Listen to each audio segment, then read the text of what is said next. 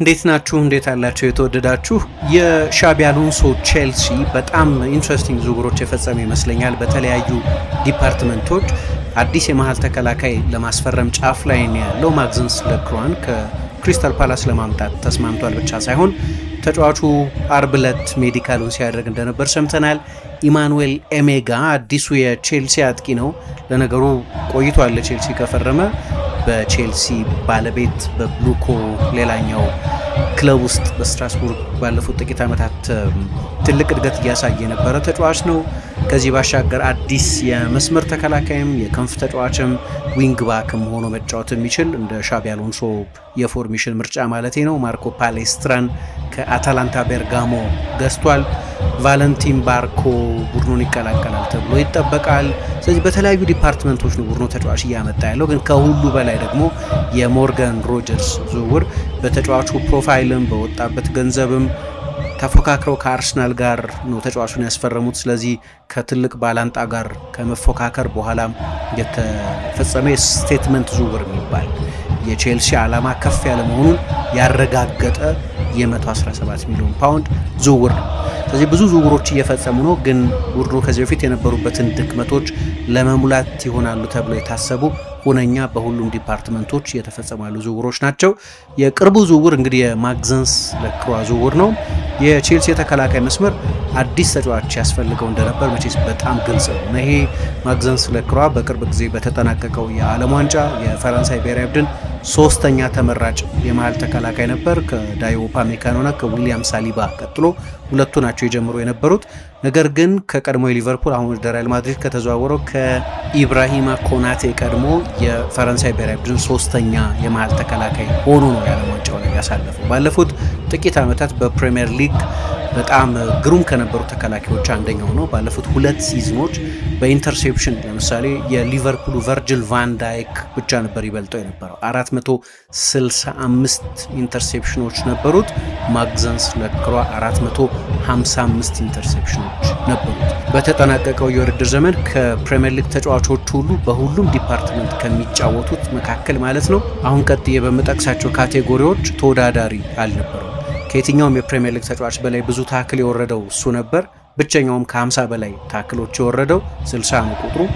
ከ200 በላይ ነጠላ ፍልሚያዎችን ዱዌሎችን ያሸነፈው ብቸኛው ተጫዋች እሱ ነው 204። ከየትኛውም ተጫዋች በላይ ብዙ ክሊራንስ የነበረው ከ250 በላይ ክሊራንስ የነበረው ብቸኛው ተጫዋች እሱ ነው 252። እነዚህ ሁሉ የኦፕታ ቁጥሮች ናቸው። 45 ኢንተርሴፕሽኖች ነበሩት በዚህኛው የውድድር ዘመን። በፕሪሚየር ሊግ 12ኛ ነው በዚህኛው ካቴጎሪ። በዚህኛው ብቻ ነው እንግዲህ ከቶፕ 10 ውጪ የሆነው። ሜዳ ውስጥም ከሜዳ ውጪም ትኩረት የሚስብ አይነት ተክለ ሰብዕና ያለው ነው። ተክለ ቁመናውም ግን ግዙፍ ነው። አሁን የቼልሲን ሁሉንም ዝውውሮች ካያቸዋቸው ኢምፖዝ የሚያደርግ የቡድኑን ፊዚካል የቡድኑን ፊዚካል አፒረንስ ከፍ የሚያደርግ በቁመት ከፍ ያለ ተክለ ቁመናም ግዝፈትም ያላቸውን ተጫዋቾች ነው እያስፈረመ ያለ። ሜትር ከ90 ግዙፍ ደግሞ ጠንካራ የመሪነት ችሎታ ያለው ተጫዋች ነው። ዲን ሄንደርሰን ባልነበረባቸው ጊዜያት የክሪስታል ፓላስ አምበል ሆኖ አይተነዋል። ከቡድኑ ጋር ዋንጫ አሸንፏል። የኮንፈረንስ ሊግ አሸናፊ ነበር። በጣም ጥሩ ተጫውቷል። በፍጻሜ ጨዋታ ላይ ከራዮ ቫዬካኖ ጋር በነበረው ጨዋታ እንደዚህ አይነት ኮንቲኔንታል የአውሮፓ ውድድር የፍጻሜ ጨዋታዎች ደግሞ የበለጠ አይን ውስጥ የሚያስገቡ ናቸው እና በጣም ትልቅ እድገት ላይ የነበረ ተጫዋች ነው። ሁለት ህልሞች ነበሩት ይባላል። ሁለቱንም ህልሞች አሳክቷል። አንደኛው በዓለም ዋንጫ መጫወት ነው። ሁለተኛው ለፈረንሳይ ብሔራዊ ቡድን መጫወት ነው። ሶስተኛ ህልምም ነበረው ብዬ አስባለሁ፣ ለትልቅ ክለብ መጫወት። ለቼልሲ በ26 ዓመቱ ፈርሟል። የ6 ዓመት ኮንትራት ነው የፈረመው። በዩሮ ካየነው ክሪስታል ፓላስ ያተረፈበት ገንዘብ በጣም ከፍተኛ ነው። በ2024 ከጀርመኑ ቮልፍስቡርግ ይህንን ተጫዋች ባስፈረሙበት ጊዜ 18 ሚሊዮን ዩሮ ነበር ያወጡት። አሁን ተጫዋቹን ሲሸጡት በ60 ሚሊዮን ዩሮ ከሁለት የተዋጣላቸው ሲዝኖች በኋላ ሸጠውታል። ስለዚህ ከ3 እጥፍ በበለጠ ገንዘብ ነው ተጫዋቹን ያዘዋወሩት እና በጣም ጥሩ ተጫዋች ነው። የሶሾ ተጫዋች ነበር። ፈረንሳይ ቢሆንም ግን ለሊገ ወይም ለፈረንሳይ ዋናው ሊግ አልተጫወተም። ጥቂት ዓመታት በቮልፍስቡርግ ለ4 ሲዝኖች በቮልፍስቡርግ ነው የነበረው። ስለ ህልሙ ግን ኦሊቨር ግላስነር የቀድሞ አሰልጣኙ በቮልፍስቡርግም በክሪስታል ፓላስም በሁለቱም ክለቦች አሰልጥኖታል። ለፈረንሳይ ብሔራዊ ቡድን ከተጠራ በኋላ ለዓለም ዋንጫው ሲናገሩ ለዚህ ተግቷል። ማመኑም ትክክል ነበር፣ ግን ነግሮኝ ነበር ከዚህ በፊት ለፈረንሳይ ብሔራዊ ቡድን እንደምጫወት እርግጠኛ ነኝ፣ ደግሞ የዓለም ዋንጫ ህልም ነበረው ብለዋል። ውድድሩን ባያሸንፍም ግን የዓለም ዋንጫን ኤክስፒሪየንስ አድርጎታል። ደግሞ በቻምፒየንስ ሊግ የቮልፍስቡርግ ተጫዋች ነው። ትንሽ የቻምፒየንስ ሊግን ጣም ቀምሶታል እና ቻምፒየንስ ሊግን በተደጋጋሚ መጫወት ይፈልጋል። በሚቀጥለው የውድድር ዘመን ቼልሲ በቻምፒየንስ ሊግ ባይሳተፍም ግን ከቼልሲ ጋር የቻምፒየንስ ሊግ ፉትቦልን ማየቱም አይቀርም። ስለዚህ ብዙዎቹን ህልሞቹን እየኖረ ነው። የኖርዌይ ብሔራዊ ቡድንን በገጠሙበት ጊዜ ዲዲዬ ዴሾ እናቱ አርፈው ስለነበር የቀድሞ ፈረንሳይ ብሔራዊ ቡድን አሰልጣኝ ወደ ፈረንሳይ ተመልሶ ነበር። ስለዚህ ከዛ ጨዋታ በፊት ጋዜጣዊ መግለጫ የሰጡት የዲዲዬ ዴሾ ረዳት የሆኑት ጊ ስቴፋን ናቸው እና መሪ እና ተዋጊ ብለው ይህንን ተጫዋች አድንቀውት ነበር። ሳሊባ እዛ ጨዋታ ላይ እንዲያርፍ ተደርገው ስለነበር እሱ ነበር የተሰለፈው። ስለዚህ አሰልጣኙ ብዙ አድንቀውት እንደነበር አስታውሳለሁ። ወደ ክሪስታል ፓላስ ከመምጣቱ በፊት በቮልፍስቡርግም ጥሩ እየተጫወተ ስለነበር ትልልቅ የሴሪያ ክለቦች እንደ ኤሲ ሚላን ያሉ ክለቦች ተጫዋቹን ወደ ጣሊያን የመውሰድ ፍላጎት ነበራቸው። ነገር ግን ወደ ፕሪሚየር ሊግ መምጣት በመፈለጉ ምክንያት ነው ጥያቄውን ውድቅ ያደረገው። ወደ ፕሪሚየር ሊግ መምጣቱን በጣም ጥሩ ውሳኔ ነበር፣ ምክንያቱም በሁለቱም የውድድር ዘመናት ዋንጫ አሸንፏል። በ2025 በክለቡ ታሪክ በክለቡ የ120 ዓመት ታሪክ ኤፍኤ ካፕ አሸንፏል፣ ማንቸስተር ሲቲን ድል አድርገው። በቀጣይ የውድድር ዘመን ደግሞ ኮንፈረንስ ሊግ አሸንፈዋል፣ ራዮ ቫይካኖን አሸንፏል። ዋንጫዎች አሸንፏል። ደግሞ በተለይ ከማርክ ጌሂ መልቀቅ በኋላ ወደ ማንቸስተር ሲቲ መጓዝ በኋላ በተቀረው የውድድር ዘመን አጋማሽ የበለጠ ከፍ ያለ ሪስፖንሲቢሊቲ ወስዶ የበለጠ ኃላፊነት ወስዶ ሲጫወት ስላየን የበለጠ የመሪነት ችሎታውንም መገንዘብ ይቻል ነበር። ከፍ ያለ የማሰላሰል አቅም ያለው ነው ይባላል። በሃይማኖተኝነቱ እንደዚህ ይታወቃል። ብዙ ጊዜ ታዩታላችሁ ሜዳ ውስጥም። ነገር ግን እናትየው ዶክተር ናቸው። ስለዚህ ከልጅነቱ ጀምሮ ለንባብ ለአካዳሚክስ ነገሮች ፍላጎት እንዲኖረው ተደርጎ ያደገ ልጅ ነው እና ክለቦች የበለጠ ቴክኒካል ጉዳዮች ላይ ቢያተኩሩም ነገር ግን ምን አይነት ሰው ነው የምናመጣው የሚል የካራክተር አሰስመንት ይሰራሉ። ይሄ ቼዝ አይደለም። ስለዚህ የቼዝ ጠጠሮች አይደሉም፣ ሰዎች ናቸው። ስለዚህ ሂውመን ሴንሲቢሊቲያቸው ምን አይነት ስብዕና ነው ያላቸው፣ ለመልበሻ ክፍሉ ምን ማለት ናቸው፣ ለግሩፑ ምን ማለት ናቸው፣ ለቼልሲ ህልም ግብ ምን ማለት ናቸው የሚለው ሁሉ ይታያል። ካራክተር አሰስመንት ማለት እሱ ነው። ሜዳ ውስጥ ቅድም እንዳልኩት በጣም ጠንካራ ቁጥሮች ያሉት በጣም እያደገ ያለ ተጫዋች ነው። በፕሪሚየር ሊግ ለምሳሌ ከ5ቱ ፈጣን የፕሪሚየር ሊግ ሴንተር ባኮች መካከል አንደኛው ነበር። በጣም ፈጣን። ይሄ ደግሞ በተለይ ደግሞ ሻቢ አሎንሶ በሌቨርኩሰንም እንደሰራው አይነት ቡድን በሪያል ማድሪድም ስኬታማ ባይሆንም ግን ሊገነባ የሞከረው ቡድን ውስጥ የሚታዩ አንድ ባህሪ አለ። የሃይ ፕሬሲንግ ቡድን ነው። በሃይ ዲፌንሲቭ ላይ ነው የሚጫወተው። ወደ መሀል ሜዳ ተጠግቶ የሚጫወት የተከላካይ መስመር ነው ያለው እና እዚህ ቡድን ውስጥ የሚጫወት ተጫዋች የማገገሚያ ፍጥነት ያስፈልገዋል፣ የሪከቨሪ ፍጥነት ያስፈልገዋል፣ የተናጠል የአንድ ለአንድ አጋጣሚዎችን ማሸነፍ ያስፈልገዋል። ስለዚህ ያ ፍጥነት ሪከቨሪ ፍጥነቱ በጣም ከፍተኛ ነው። ከፕሪሚየር ሊግ 5 ፈጣን ተጫዋቾች መካከል አንደኛው ስለሆነ ወይም 5 ፈጣን ተከላካዮች መካከል አንደኛው ስለሆነ ስኪሉን በተመለከተ ብዙ ጥርጣሬ ነው። ለዛ ነው የካራክተር አሰስመንትም ያስፈልግ ነበር ያልኩት። በነገራችን ላይ ማግዘንስ ለክሯን ለማስፈረም የፈለገው ብቸኛው ክለብ ቼልሲ አለ። አርሰናልም ተጫዋቹን የማስፈረም ፍላጎት ነበረው። የመሀል ተከላካይ መጨመር በጣም አንገብጋቢ የነበረን ባይሆን በተለይ ከዊሊያም ሳሊባ የጀርባ ህመም ገጥሞታል፣ የጀርባ ጉዳት ገጥሞታል ተብሎ መወራት ከጀመረበት ጊዜ ጀምሮ አርሰናል ይህንን ተጫዋች ይፈልጓል ተብሎ ነበር። ስለዚህ በትልልቅ ክለቦች ሲፈለግ የቆየ ነው። እንዳልኩት ከ2 ዓመት በፊት ደግሞ ትልልቅ የጣሊያን ክለቦች ይፈልጉታል። ባህሪውም ግን አስፈላጊ ነው፣ ጥሩ ሰው መሆን አስፈላጊ ነው ይላሉ የስፔን ብሔራዊ ቡድን አሰልጣኝ ሉዊስ ደ ላ ፉዌንቴ። ስለዚህ እንዲህ አይነትም ምስጉን ጠባይ ያለው ተጫዋች ነው። ግን ስለ ችሎታው ካነሳው በተለይ በአንድ ላንድ በጣም ጥሩ ተጫዋች ነው። በ1v1 በሚባል ከባላጋራ ቡድን ተጫዋች ጋር አንድ ላንድ በሚገናኝበት ጊዜ በጣም ጠንካራ ጥንካሬ ያለው ተጫዋች ነው። ባለፉት 2 ሲዝን ነው በፕሪሚየር ሊግ የተጫወተው። በአንድ ላንድ አጋጣሚዎች በተደጋጋሚ ተገናኘና በአብዛኛው እነዚህን የነጠላ ፍልሚያዎች ያሸነፈ ቁጥር 1 ተጫዋች ነው። እንዳልኩት ረጅምና ግዙፍ ነው። ደግሞ አሁን በፕሪሚየር ሊግ ባለፉት ጥቂት ዓመታት በቆመ ኳስ መከላከል ላይ መላቅም በማጥቃትም መላቅ ያስፈልጋል። ለሁለቱም ደግሞ መቼስ አንደኛው ሮ ማቴሪያል ቁመት ነው። በሁለቱም ሳጥኖች ውስጥ ጠንካራ ፕሬዘንስ ያስፈልጋል። ይሄ ተከላካይ እንደዚህ አይነት ፕሬዘንስ ያለው ክሮሶች ለመከላከል የሚያስችል የቆም ኳሶች ለመከላከል የሚያስችል ግዝፈትና ቁመት ያለው ተጫዋች ነው። ደግሞ ኤሪያል ዱዌልም የአየር ላይ ኳሶች በማሸነፍም ላይ በጣም ጥሩ ተጫዋች ነው። ኤሪያል ዱዌል በማሸነፍ ለምሳሌ ወይም የአየር ላይ ፍልሚያዎችን በማሸነፍ በፕሪሚየር ሊግ 7ኛ ነው። በክሊራንሶች በፕሪሚየር ሊግ 3ኛ ነው። ስለዚህ ሳጥኑን መከላከል ብቻ ሳይሆን ከሳጥንም ውጪ ከፍ ያለ ተጽዕኖ መፍጠር የሚችል ግን ደግሞ ትልልቅ ክለቦች ውስጥ ሳጥን መከላከል ብቻ በቂ አይደለም። በተለይ ደግሞ አሁን ሻቢ አሎንሶ ይገነባዋል ብለን የምናስበው ቡድን በጣም ፕሮአክቲቭ የሆነ በላይኛው የሜዳ ስፍራ ለመጫወት የሚሞክር በላይኛው የሜዳ ስፍራ ፕሬስ ለማድረግ የሚሞክር ቡድን ስለሆነ ልክ እንደ ማግዘንስ ለክሮዋ አይነት ፕሮፋይል ያለው ሳጥን ሲከላከልም የላቀ ነገር ግን ቡድኑ ለሚጫወትበት ያጫወት ስልትም የሚስማማ አካላዊ የአትሌቲሲዝም ችሎታ ስፒድ 40-50 ሜትር የመከላከል ፍጥነት የአንድ ለአንድ ያጫወት ጥንካሬ ያለው ተጫዋች ያስፈልጋል። ትልልቆቹ ቡድኖች በፍሮንት ፉት ስለሆነ የሚጫወቱት ይሄ ደግሞ የበለጠ የጨዋታ ንባብንም ስለሚጠይቅ የቦታ አያያዝ ብልሃትንም ስለሚጠይቅ ኢንተርሴፕት ማድረግንም ወይም የተጋጣሚን ቡድን የፓስ አደገኝነት ተገንዝቦ ማጨናገፍ ማቋረጥም ስለሚያስፈልግ እነዚህ ሁሉ ችሎታዎች ግድ ናቸው። በእነዚህ ሁሉ ችሎታዎች የሚደነቅ ተከላካይ ነው። ለምሳሌ በኢንተርሴፕሽን በፕሪሚየር ሊግ ከ1 እስከ 5 ከተዋጣላቸው ተከላካዮች መካከል አንደኛው በቁጥሮች እዛ ውስጥ የተካተተ ተጫዋች ነው እና ከልጅነቱ ጀምሮ በደንብ ከልቲቬት የተደረገ በስነ ልቦናዊ ምክርም ደግሞ በአመጋገብ በተለይ በእናትየው ሜዲካል ባክግራውንድ ምክንያት ያ እድል ነበረው። የውድድር ዘመን የመጀመሪያ አጋማሽ ላይ የቀድሞ የሊቨርፑል ተከላካይ አሁን በስካይም በሲቢኤስም በፕሪሚየር ሊግና በቻምፒየንስ ሊግ ትንተና የምናውቀው ጄሚ ካራገር ልክ የውድድር ዘመን የመጀመሪያ አጋማሽ ላይ እንደዚህ አይነት ተንታኞች የራሳቸውን ምርጥ 11 ይሰራል። እስካሁን ድረስ በውድድር ዘመን የመጀመሪያ አጋማሽ በየዲፓርትመንታቸው ወይም በየሚናቸው የላቁ የሚሏቸውን 11 ተጫዋቾች ይመርጣል እና በውድድር ዘመኑ አጋማሽ የጄሚ ካራገር ምርጥ 11 ውስጥ የነበረው ማግዘንስ ለክሮዋ የመሀል ተከላካይ አድርጎ የመረጠው አንደኛው እርሱን ነው። በጥር ማርክ ጌሂ ወደ ማንቸስተር ሲቲ ከተጓዘ በኋላ የቡድኑ ሁለተኛ በለሆነ ስለዚህ በስብስብ ውስጥ ያለው ስሜታዊ ሚናም ቴክኒካዊ ኃላፊነትም ከፍ እያለ ሄደ። ምክንያቱም ክሪስታል ፓላስ ከዛ በኋላ በማርክ ጌሂ ቦታ የሚጫወት ሌላ ተጫዋች አላስፈረመም። እዛው ቡድን ውስጥ ያሉ አንዳንድ ተጫዋቾችን ነው ሪፐርፐዝ ያደረገው።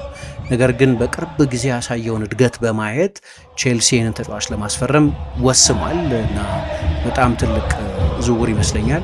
በተለይ ደግሞ ቼልሲ በቅርብ ዓመታት የሚገርም አንድ ቁጥር እያየሁ ነበር። ከ2003 እስከ 2015 ባሉት 12 ዓመታት ቼልሲ በአማካይ እንግዲህ ረጅም ሳምፕል ሳይዝ በአማካይ 30 ጎል ነበር ይቆጠርበት የነበረው ወይም ከ30 በታች ነበር ይቆጠርበት የነበረው። ይሄ ማለት በጣም አስደናቂ የተከላካይ መስመር ነው። ባለፉት ጥቂት ዓመታት የአርሰናል አቬሬጅ እንደማለት ባለፉት 3 ዓመታት አርሰናል የፕሪሚየር ሊግ ምርጥ የተከላካይ መስመር ነው። በእርግጥ የጆዜ ሞሪኞ ቡድኖች በአብዛኛው ጥብቅ ስለነበሩ በ2004-05 የውድድር ዘመን 15 ጎሎች ብቻ የተቆጠሩበት ለእኔ መቼም የማይሰበር ቢመስለኝ ሬከርድ በዚያ የውድድር ዘመን 25 ክሊንሺት ጠብቀው ነበር። ይህም የሚሰበር የማይመስለኝ ሬከርድ ነው። ስለዚህ እነዚህ ምናልባት ቁጥሩን አግዘውት ሊሆን ይችላል አቬሬጁን ስናወጣ የውድድር ዘመን ከዛ በኋላ ቀጥሎ የመጣው የውድድር ዘመን ስለሚያግዙት ማለት ነው። ግን በጠቅላላው ቼልሲ እነዛን ትልልቅ ስኬቶች ባለፉት 20 ዓመታት ሲያገኝ በአብዛኛው ጥብቅ በሆነ የተከላካይ መስመሩ ነው። በአማካይ ከ30 ጎል በታች በሚቆጠርበት ጥብቅ በሆነ የተከላካይ መስመሩ በሚያስገርም ሁኔታ በቅርብ ዓመታት በተለይ ባለፉት 3 ዓመታት ቼልሲ በእያንዳንዱ የውድድር ዘመን ከ50 በላይ ጎሎች ተቆጥሮበታል። ከ50 በላይ ጎሎች ተቆጥሮበታል። ካልተሳሳትኩ 50 እና ከዛ በላይ ጎል የተቆጠረበት ቡድን የፕሪሚየር ሊግ ሻምፒዮን ሆኖ አያውቅም። ስለዚህ በጣም ትልቅ ህመም ነው ያለበት የቼልሲ ተከላካይ መስመር። ስለዚህ በተጫዋቾቹ ፕሮፋይል ብቻ ሳይሆን ግን የመሪነትም ችግር ያለበት ይህንን ብዙ ጊዜ አንስተናል። ቡድኑ በጠቅላላው ባለፉት ዓመታት ከመጀመሪያው የውድድር ዘመን በስተቀር ቼልሲ በብሉኮ አስተዳደር ስር ከዋለበት ከመጀመሪያው ሲዝን ከ2022-23 የውድድር ዘመን በስተቀር ባለፉት ዓመታት የቼልሲ የዝውውር ኢላማ የነበረው እድሜያቸው ከ22 ወይም ከ23 ዓመት በታች የሆኑ ተጫዋቾችን ማስፈረም። ለምሳሌ ቼልሲ እድሜው 26 ዓመት ያለፈውን ተጫዋች ገንዘብ አውጥቶ አስፈርሙ። ያስፈረሙት ብቸኛው ተጫዋች ቶሲን አደራባዮን ነው። እሱም በነፃ ነበር የፈረመው። ገንዘብ አውጥቶ ያስፈረመው ተጫዋች የለም። አሁን አንደኛው ቤግዳድ ኤግባሊም ራሳቸው ያመኑበት ምናልባት ሪትዊክ ማድረግ ያስፈልገናል፣ አንዳንድ ማስተካከያ ማድረግ ያስፈልገናል ያሉበት አንደኛው ጉዳይ ልምድ ከውጭ ማምጣት ነው እና ሲጠቀሱ ሰምተን እናውቃለን። የተለያዩ ስሞች ማርኮስ ሴኔሲን ይፈልጉት ነበር ለምሳሌ ከቦርንመዝ። ተጫዋቹ በመጨረሻ ወደ ቶተንሃም ሄዷል።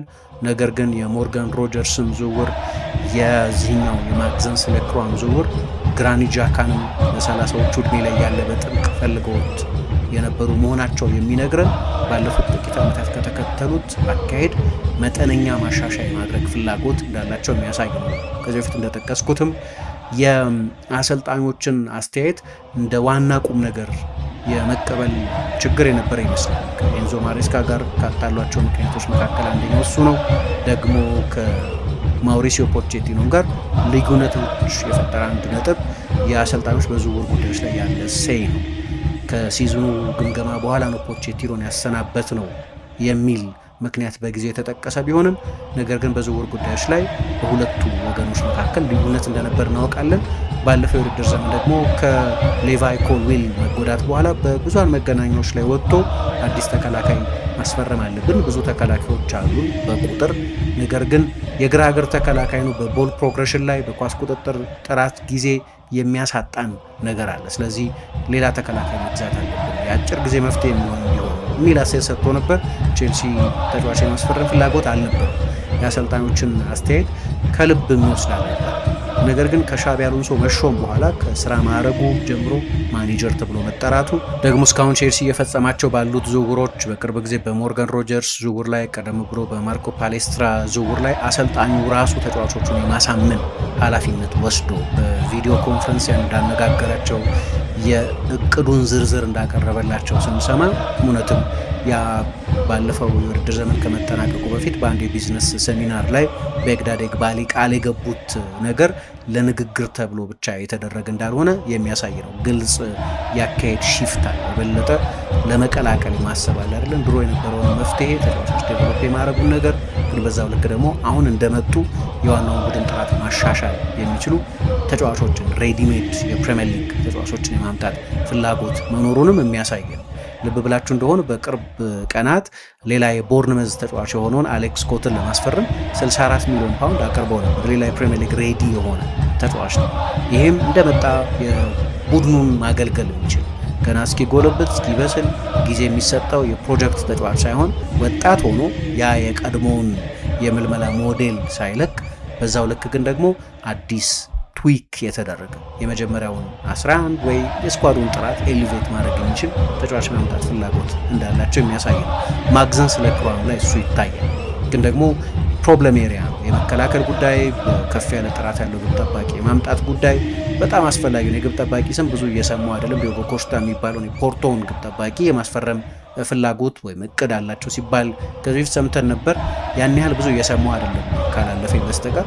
የመሀል ተከላካይ ማስፈረም ግን በተለይ ከሌቫይ ኮልዊል ጋር በሁነኝነት የሚጣመር የመሀል ተከላካይ ማስፈረም ግን ግድ ነበር። የማግዘንስ ለክሯ ዝውውር ምናልባት ያንን ይቀርፈው ይሆናል። ቅድም የሴት ፒስን ጉዳይ ሳነሳ ነበር፣ የቆመ ኳስ አሰልጣኝ ጉዳይ ሳነሳ ነበር። ኦስቲን ማክፊ የሚባሉት የቀድሞ የአስቶን ቪላ ልበላቸው የቀድሞ አስቶን ቪላ የቆሙ ኳስ አሰልጣኝ ናቸው። ምናልባት ከአርሰናሉ ኒኮላ ጆቨ ቀጥሎ በዚህ የተሳካላቸው ሰው እሳቸው ናቸው። እሳቸውም ወደ ቼልሲ ይመጣሉ ተብሎ ይጠበቃል። ይሄ ደግሞ ልክ እንደ ለክሮ አይነት ሮ ማቴሪያል መኖሩ ያግዛል። ቁመት በጣም አስፈላጊ ነገር ነው። ኳስ ዴሊቨር ማድረግ የሚችል ኳስ መቅጨት የሚችል ተጫዋች ያስፈልጋል። በማጥቃት ጊዜ በመከላከልም ጊዜ የኛው ሊደርሺፕ እና የተክለ ቁመት ግዝፉት አስፈላጊ ነው። ስለዚህ በጣም ብዙ ኢንትረስቲንግ ነገሮች ከጀርባ እያደረገ ይመስላል። ቼልሲ በሽያጭ ላይ አልቦዘነው። እንደምታውቁት ብዙ ገንዘብ እያገኙ ነው። በዚህኛው የዝውውር ጊዜም በድጋሚ ትሬቨር ቻሎባ ወደ ኮሞ ይጓዛል ተብሎ ይጠበቃል። አንድሬ ሳንቶስን ለማንቸስተር ዩናይትድ ሸጠዋል።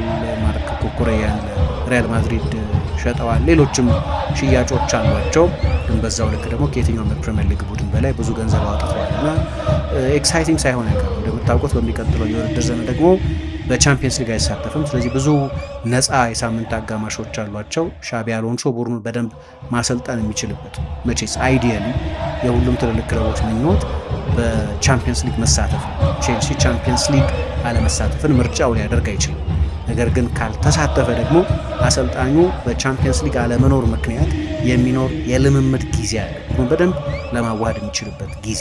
ቼልሲ በዚህ ተጠቅሞ ያውቃል። ታስታውሱ እንደሆነ አንቶኒዮ ኮንቴ ወደ ቼልሲ በመጣበት ጊዜ የቻምፒየንስ ሊግ ተሳታፊ አልነበረም። ከዛ መጣ። በዛ ፌመስ በሆነው 3-4-3 ወይም 3-5-2 እንበለው ብቻ በባክስሪ ሲስተም በዊንግ ባክ ሲስተም በመጣበት የውድድር ዘመን የፕሪሚየር ሊግ ሻምፒዮን ሆኗል። ይሄኛው የቼልሲ ስብስብ ለፕሪሚየር ሊግ ሻምፒዮንነት የተዘጋጀ ነው ወይ አላቅም፣ ግን አንድ የሚያመሳስለው ነገር ያ በ2016-17 የውድድር ዘመን የፕሪሚየር ሊግ ሻምፒዮን የሆነው ቡድን ቀድሞ በነበረው የውድድር ዘመን 10ኛ ሆኖ ነበር ያጠናቀቀው። አሁን ይሄኛው ሻቢ አሎንሶ የተረከበው ቡድንም 10ኛ ሆኖ ያጠናቀቀው። ስለዚህ ተመሳሳይ ይመስላል። የሚለያቸው አንደኛው ቁም ነገር ያኛው ቼልሲ ከወራት በፊት ከአንድ ሲዝን በፊት የፕሪሚየር ሊግ ሻምፒዮን ነበር። ይሄኛው ቡድን ከዛ ከ2017 ሲዝን በኋላ የፕሪሚየር ሊግ ሻምፒዮን ሆኖ አያውቅም። ስለዚህ ሁሉም ተመሳስሎሽ ፐርፌክት አይደለም፣ ግን የሚመሳሰሉ ነገሮች አሉት። ስለዚህ ለክሯም ዝውውር ሌሎችም ዝውውሮች ለቼልሲ ደጋፊዎች ብዙ ኤክሳይት የሚያደርጉ ተስፋ የሚሰጡ በክለቡም ውስጥ ያካሄድ ለውጥ እንዳለ የሚጠቁሙ መስለው ይታዩኛል።